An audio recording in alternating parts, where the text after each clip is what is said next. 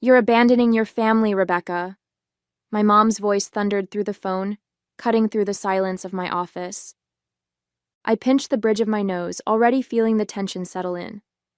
"Mom, I've explained this 100 times. I can't keep bailing Brian out. He's 30 years old. He needs to take responsibility for himself." Her response was immediate, sharp, and full of the same guilt-laden reproach I'd heard countless times before.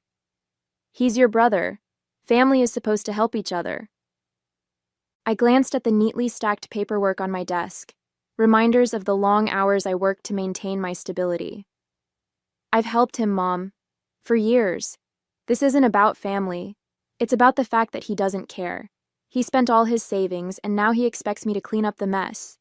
Again. My name is Rebecca, and for as long as I can remember, I've been the responsible one in the family. After my dad passed away when I was 10, I grew up fast, taking on more than most kids my age ever had to. Meanwhile, my brother Brian always had a knack for sliding by. Now at 30, he worked part-time at a convenience store and still managed to blow through his savings on expensive gadgets, nights out, and vacations he couldn't afford.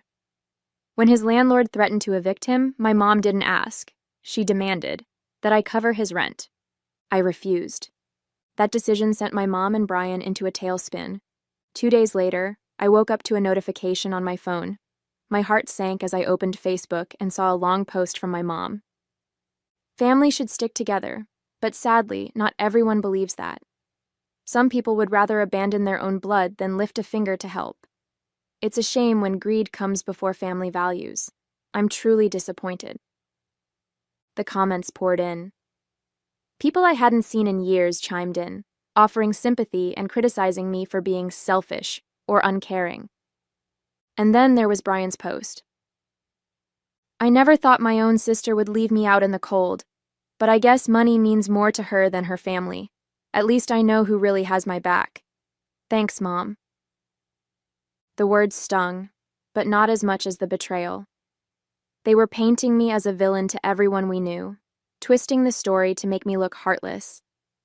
I put my phone down and stared out the window, anger bubbling under the surface. I had sacrificed so much for them over the years, and this was how they repaid me? Publicly shaming me for setting boundaries? But as the anger settled into something sharper, I made a decision. If they wanted to turn this into a public spectacle, I was ready to fight back.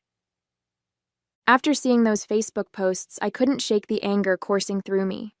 I had tried so hard to be the dependable one, to take care of things for the family after my dad passed. But this was too much. I sat down at my kitchen table, my laptop open in front of me, replaying the past few years in my head. How many times had I stepped in to help Brian? Too many to count.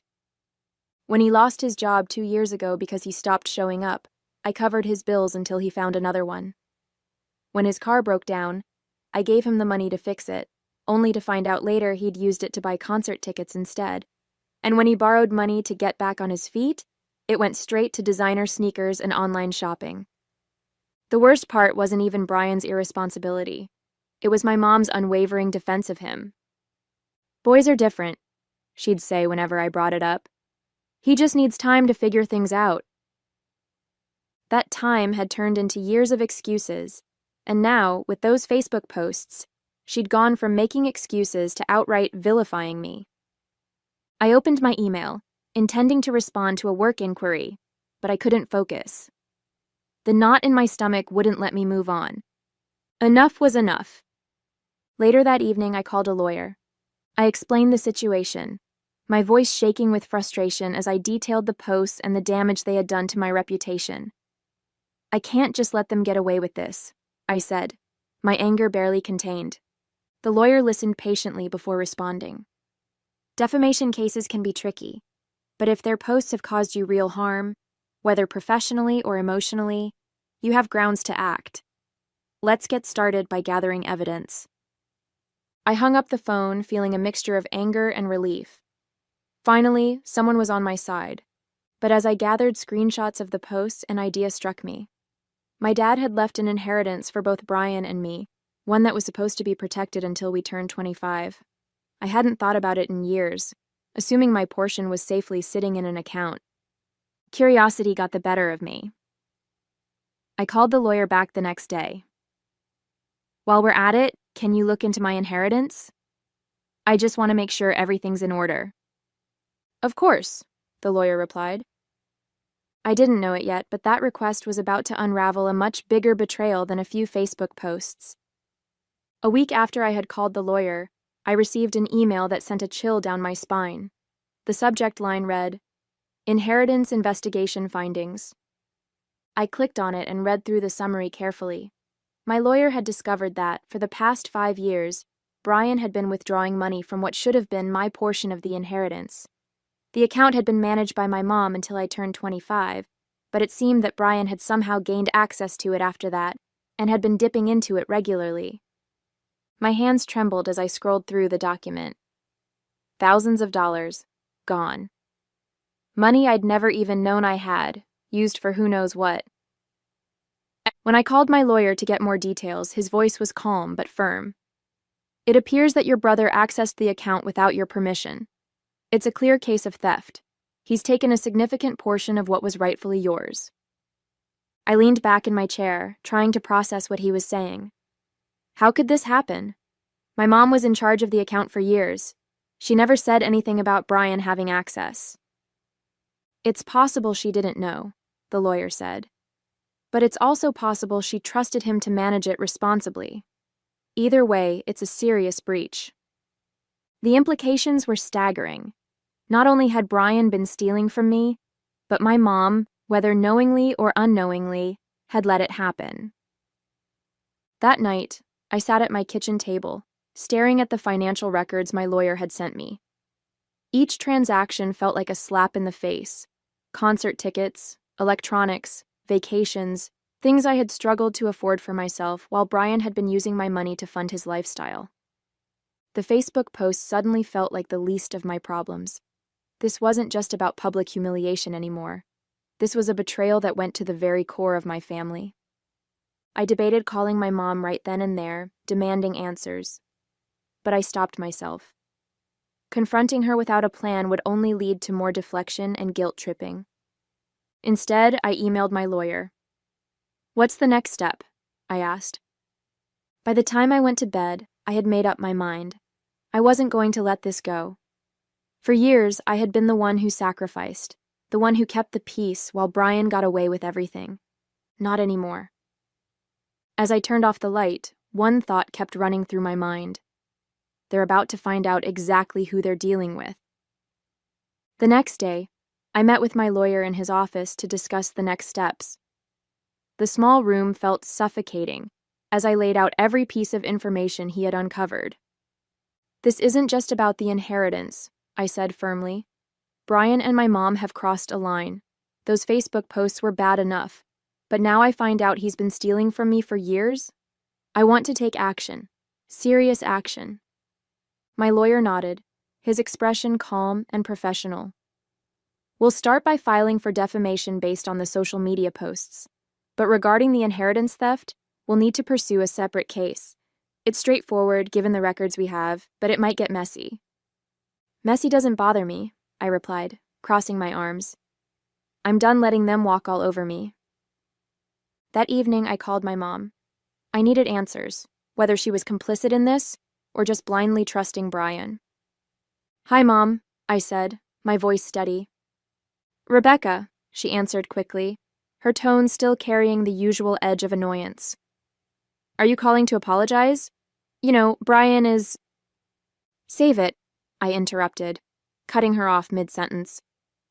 "I have some questions about Dad's inheritance, specifically about why Brian has been accessing my portion." There was a long pause on her end. "What are you talking about?" she finally asked, her voice tinged with confusion. Or was it guilt? "I had a lawyer look into it," I said. "For the past 5 years, Brian's been withdrawing money from my share. Thousands of dollars, Mom. Did you know about this?" Her hesitation spoke volumes. "Rebecca, it's not what you think," she said finally.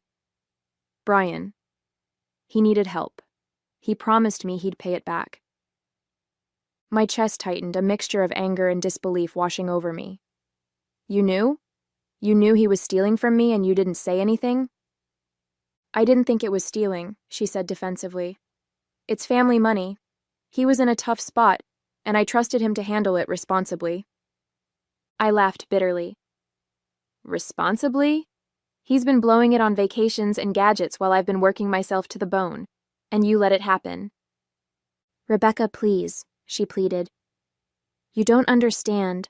Brian's been struggling. I thought you'd be okay without it. That's not your call to make, I snapped. I trusted you to protect that money and you handed it over to him like it was nothing. Do you have any idea how betrayed I feel right now? She tried to argue, but I couldn't listen anymore. This conversation is over, I said coldly. You'll be hearing from my lawyer. As I hung up, a wave of clarity washed over me. For years I had let them manipulate me, guilt me into submission. Not anymore. This wasn't just about reclaiming what was mine. It was about finally standing up for myself. The fallout from that phone call was immediate. The next morning, my phone lit up with missed calls and frantic messages from my mom. Her tone in the voicemails shifted between defensive and desperate. Rebecca, you can't do this. Brian didn't mean any harm. Followed by, let's just sit down and talk about this as a family. You don't need to involve lawyers. But I didn't respond. I felt a sense of control. This wasn't just about the money anymore. It was about setting boundaries, about making it clear that I wasn't going to be their doormat any longer. Brian, of course, took a different approach. Later that day, I logged into Facebook to find a new round of posts aimed at me. First, she refuses to help her own brother. Now she's threatening to sue her family over money. Greedy, selfish, and heartless. Some people really show their true colors when it comes to cash. I stared at the post, my jaw tightening.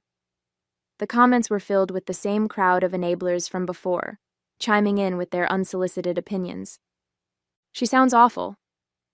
Family should come first, no matter what. Brian, you're better off without her. And I took a screenshot and sent it to my lawyer without a second thought. The next day, I met with him again. We're filing both cases, he said.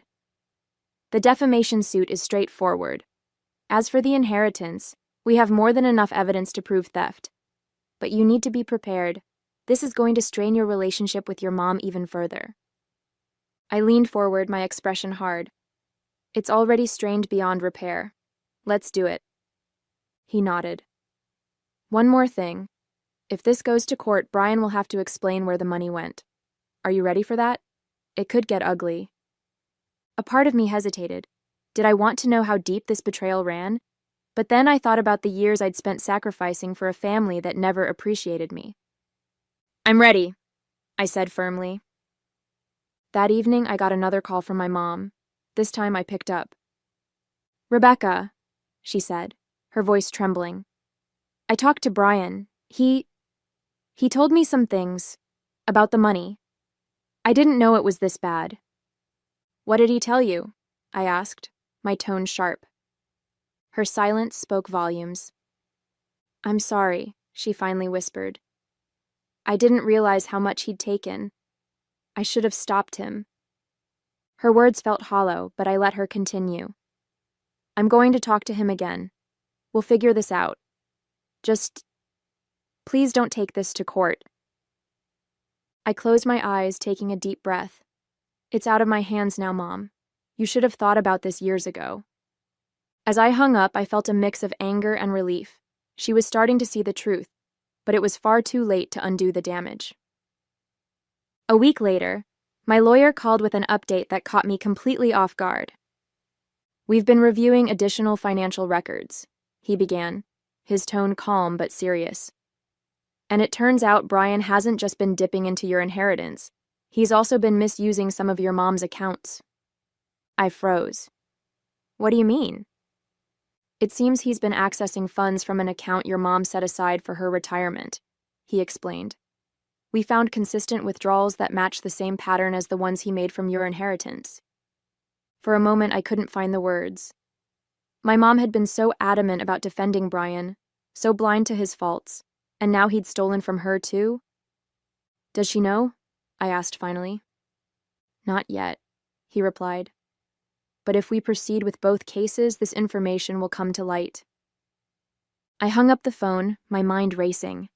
As much as I was angry with my mom for enabling Brian, the thought of her losing her retirement savings made my stomach churn. Later that evening, I called her. Mom, I began, my voice steady. I need to tell you something, and it's not going to be easy to hear. What is it? She asked, her tone weary. I explained what the lawyer had uncovered. The silence on her end was deafening. He took my money? She finally whispered, her voice shaking. Yes, Mom, I said, softening my tone. I didn't want to tell you this, but you deserve to know. Brian's been stealing from both of us. Her response was a mix of shock and devastation. I can't believe this, she said, her voice breaking. I trusted him. I trusted him with everything. You shouldn't have, I said gently. I know you love him, but you've been enabling him for years. This is what happens when there are no consequences.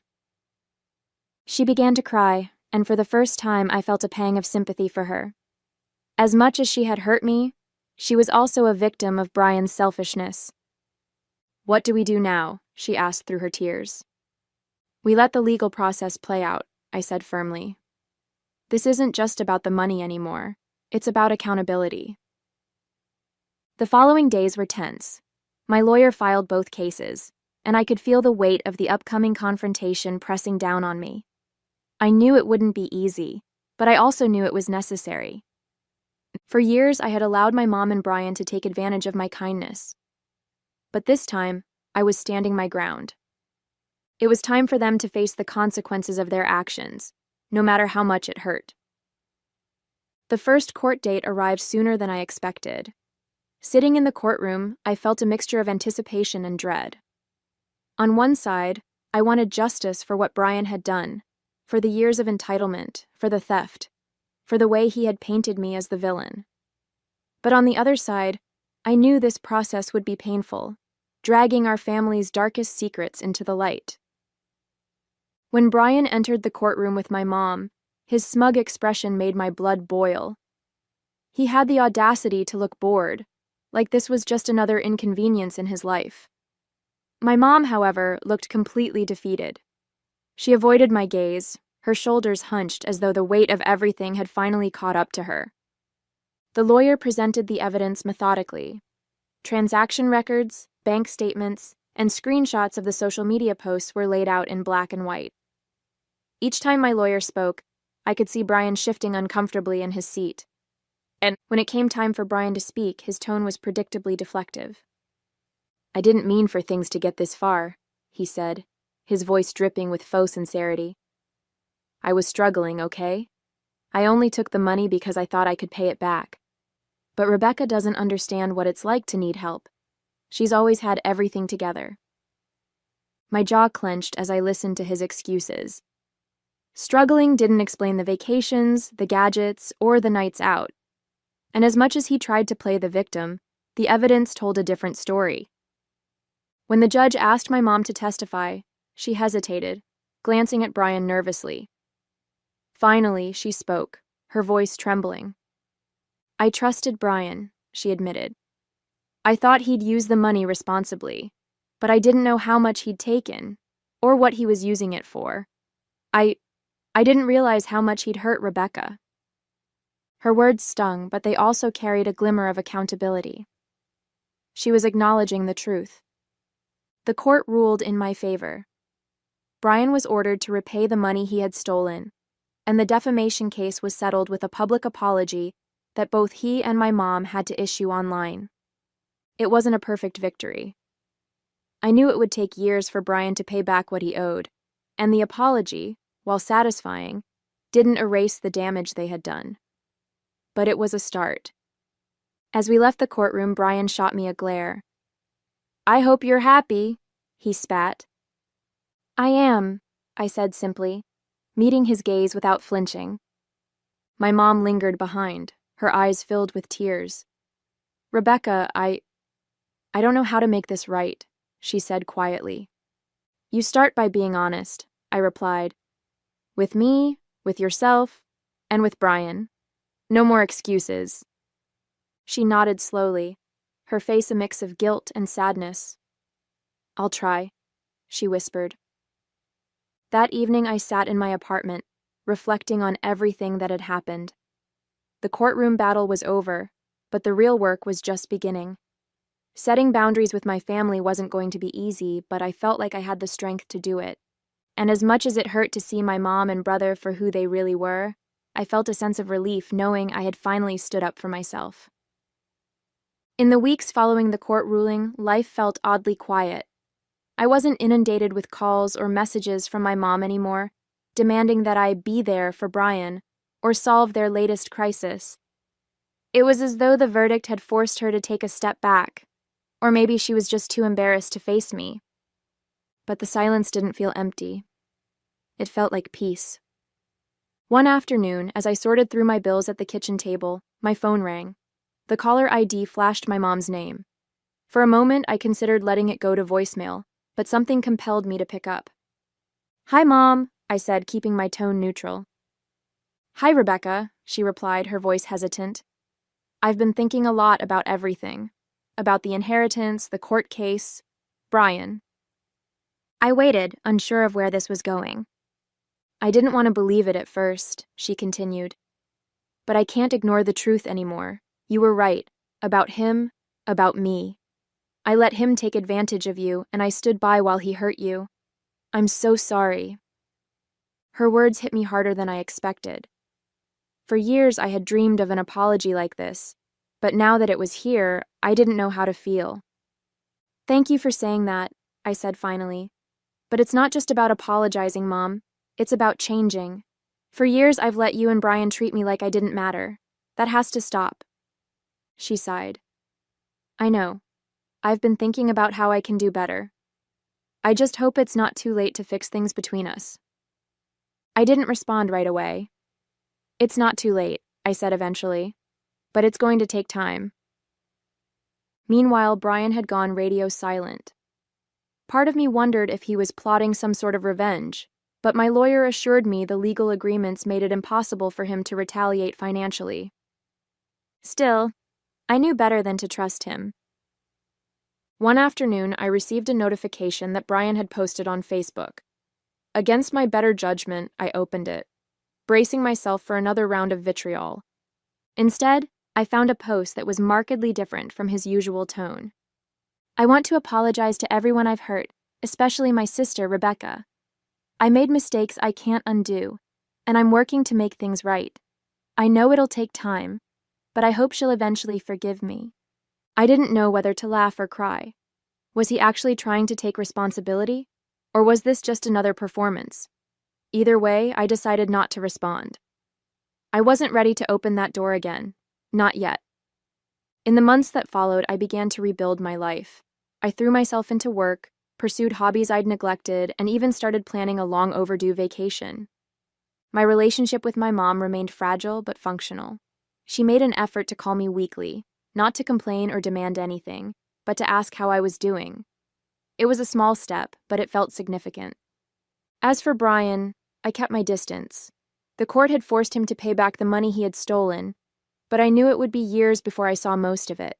That was fine by me. I wasn't holding my breath for his redemption. What mattered most was that I had finally reclaimed my power. Months later, I found myself sitting on my balcony with a cup of tea, watching the city lights twinkle in the distance. For the first time in what felt like forever, I wasn't thinking about my family or their endless demands. Life had changed in ways I never thought possible. The constant tension that used to weigh on my shoulders had lifted, replaced by a calm I didn't know I was capable of. I had always thought that standing up for myself would mean losing everything, my family, my sense of belonging.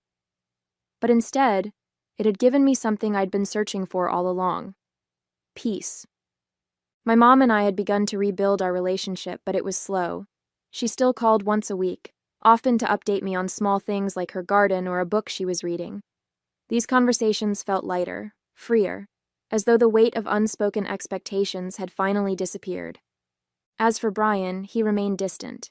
His court-ordered payments came in sporadically, and while I appreciated the restitution, I didn't depend on it. The truth was, I didn't need his apology or his money to move forward. I had learned to stand on my own, not out of anger or spite, but out of respect for myself. And that was enough. As I reflected on everything that had happened, I realized the most significant change wasn't in my family, it was in me. For years, I had been caught in a cycle of seeking approval from people who only seemed to take me for granted. I had bent over backward to support my family, sacrificing my own happiness and stability in the process. But standing up for myself, even when it was hard, had shown me a different path. My mom's tentative efforts to rebuild our relationship were a small comfort. She was trying, in her own way, to make amends. While I didn't fully trust her yet, I could see glimpses of the mother I'd hoped she could be, someone who cared about me for who I was, not just for what I could provide. Brian, on the other hand, was a different story. His attempts at public apologies felt hollow, and I wasn't ready to let him back into my life. Maybe one day I'd be able to forgive him, but that day wasn't today. What mattered most was that I had learned to set boundaries, to value my own time and effort. It wasn't easy, and there were moments when I doubted myself, but I knew now that standing up for my worth was always the right choice. As I sipped my tea, I felt a quiet sense of pride. My family might not have changed completely, but I had. And that was enough. The peace I'd found was hard-earned, and I wasn't letting it go.